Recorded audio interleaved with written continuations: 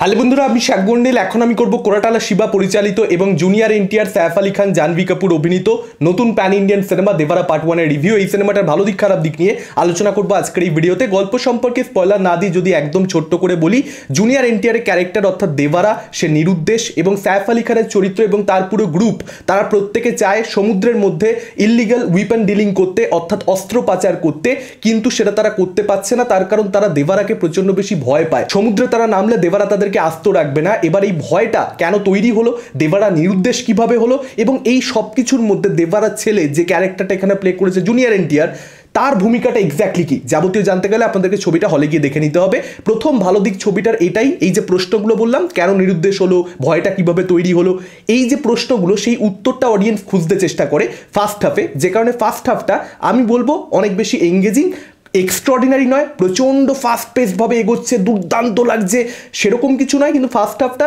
তবুও আমি বলবো বেটার। সিনেমা দেখা শেষ করবার পর আমার যেটা মনে হচ্ছে, গল্পটা ওভারঅল ডিসেন্ট, এক্সট্রাঅর্ডিনারি কোনো গল্প নয়, আবার একদম ফালতু একদম পাতা দেওয়া যায় না সেরকম কোনো গল্পও নয়। এখানে ইন্টারভেল ব্লকেজটা ঠিকঠাকভাবে ওয়ার্ক করে, নাথিং এক্সট্রাঅর্ডিনারি, আবার একদম ওয়ার্ক করছে না, কিচ্ছু ভালোই লাগছে না সেরকমও কিন্তু নয়। ফার্স্ট হাফটা এইভাবেই চলতে থাকে, সমস্যা মূলত সেকেন্ড হাফে, আমি সেটার ব্যাপারে পরবর্তীতে আসছি। এখানে জুনিয়র এনটিআর ক্যারেক্টারটার সঙ্গে একটা বেসিক লেভেলে, দেবারার সঙ্গে, ছেলের চরিত্রটা বলছি না, বাবার চরিত্রের সঙ্গে একটা বেসিক লেভেলে ইমোশনাল ইনভেস্টমেন্ট হয়, এবং সেটার জন্য ফার্স্ট হাফটা আবারও বলছি অ্যাট সাম লেভেল এঙ্গেজিং প্রমাণিত হয়। এখানে জুনিয়র এনটিআর এর পারফরমেন্স ভীষণ ভালো, স্পেশালি ইমোশনাল সিনগুলোতে। এখানে সাইফ আলী খানের পারফরমেন্স রিয়েলি গুড। অনিরুদ্ধের ব্যাকগ্রাউন্ড মিউজিক এখানে আমার ঠিকঠাক মনে হয়েছে, অনিরুদ্ধের লেভেলের হয়নি, খারাপ বলছি না, অন্য অনেক যারা ব্যাকগ্রাউন্ড মিউজিক করে তাদের থেকে বেটার কাজ করেছে এখানে অনিরুদ্ধ, কিন্তু অনিরুদ্ধের যে নিজস্ব লেভেলটা, সেটা অনিরুদ্ধ এখানে ম্যাচ করতে পেরেছে, কথা আমি বলবো না, আরো বেটার হতে পারতো। কিছু জায়গাতে একটাই পার্টিকুলার ব্যাকগ্রাউন্ড মিউজিক, সেটারই আমরা বিভিন্ন ধরনের ভার্সন শুনতে পেলেও একটা কথা ছিল, একই ভার্সন বারবার চালানো হয়েছে, তো সেটা কোথাও একটা ইম্প্যাক্ট তো কমিয়ে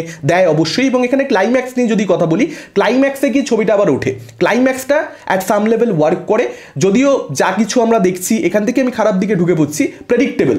মানে এখানে ক্লাইম্যাক্সে গিয়ে যা হয় দেখতে ভালো লাগছে, কিন্তু আগে থেকে আমরা বুঝে গেছি কি হতে চলেছে, অনেক আগের থেকে একদম পরিষ্কার ধরতে পারা যায়। এই ছবির মূল সমস্যা যেটা, কোথাও কিন্তু গল্পটা আনপ্রেডিক্টেবল হয় না, যে এমন কিছু একটা ঘটছে যেটা আসতে চলেছে, আমরা ভাবতেই পারিনি, সেরকম কিছু দেখিয়ে দিল, হচ্ছেই না সেরকম কিছু, একদম যা দেখছি আমরা জানি যে আচ্ছা ঠিক আছে, এরকম এই রুটেই তো হাঁটবে, এর থেকে বেশি কি করবে, এবং সেই রকমই একটা জিনিসপত্র হচ্ছে আর কি। তো একদম ক্লাইম্যাক্সের আগে যে টুইস্টটা আসে, সেই বিগ টুইস্টটা, ওটা অনেক আগে থেকে ওটা ওয়েস্টেড কমপ্লিটলি। এবং একদম ক্লাইম্যাক্সে যে প্রশ্নটা দিয়ে ছবিটা বেসিক্যালি শেষ হয়, যেটার মধ্যে একটা বাহুবলী কাইন্ড অফ একটা ভাইব রয়েছে, সেই প্রশ্নটাও আমার মনে হয় না যে পার্ট 2 দেখবার জন্য অডিয়েন্সকে প্রচণ্ড ইন্টারেস্টেড করে তুলবে, মানুষজন খুব অপেক্ষা করবে, সেই বাতাবরণও কিন্তু তৈরি হবে না দেবারা পার্ট 1 এর শেষে গিয়ে। আমার মনে হয় না যে হিন্দির অডিয়েন্সকে সেটা খুব বেশি আপিল করতে পারবে। দেখুন, একটা টুইস্ট আসলে কি, অডিয়েন্সকে একটা বিশ্বাস দেওয়া হয়েছে, সে কিছু একটা স্ট্রংলি বিলিভ করা শুরু করেছে, সেই বিশ্বাসটা ভেঙে যাবে যখন, বিশ্বাসটা ভাঙার মতন কিছু একটা দেখিয়ে দিলে সেটাই হচ্ছে টুইস্ট।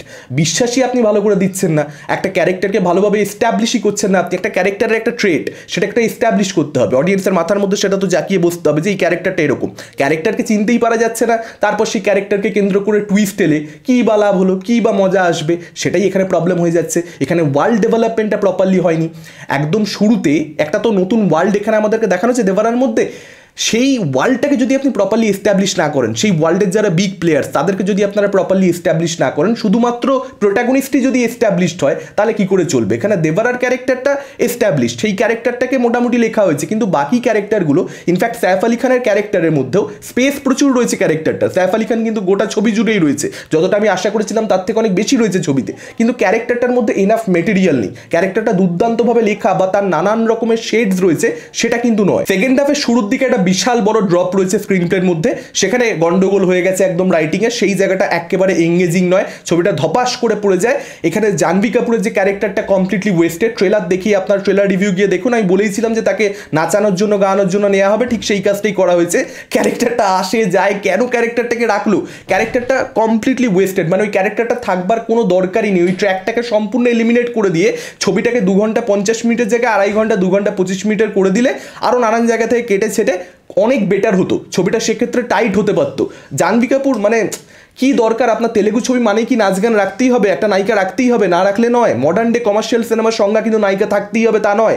লোকেশের ছবি দেখুন সবসময় নায়িকা থাকছে তা নয়। আর ছবির মধ্যে না মাস মোমেন্টের অভাব রয়েছে, সেরকম কোনো মোমেন্ট নেই যেখানে আপনার ভিতর থেকে একটা চিয়ার বেরিয়ে আসবে যে আরে ভাই সিটি মার মোমেন্ট, ভাই হিরো কি করছে, মস্তি এসে যাচ্ছে, সেরকম কোনো ব্যাপার কিন্তু নেই। তো সেখানে ছবিটা একটুখানি ল্যাক করে। এই ধরনের ছবিতে আপনি কি দেখতে যান ভাই, চারটে প্রপার মাস মোমেন্ট দিয়ে দিক পয়সা উসুল, সেই জিনিসটা হচ্ছে না এখানে। সবকিছু মিলিয়ে এটাই বলবো, এই সেম স্টোরি নিয়ে একদম এক গল্প, জাস্ট ওয়ার্ল্ড বিল্ডিংটা একটু প্রপারলি যদি সময় নিয়ে করা হতো, তেলেগু ছবির যে টেমপ্লেট নাচ গান থাকবে সেটাকে যদি বাদ দিয়ে দেওয়া হতো, এবং ক্যারেক্টারগুলোর মধ্যে যদি এনাফ মেটেরিয়াল থাকতো, শুধুমাত্র দেবারা নয় বাকিদের ক্ষেত্রে যদি ক্যারেক্টারগুলোকে সঠিকভাবে লেখা হতো, এই ছবিটা কিন্তু অনেক অনেক ভালো একটা ছবিতে পরিণত হতে পারত।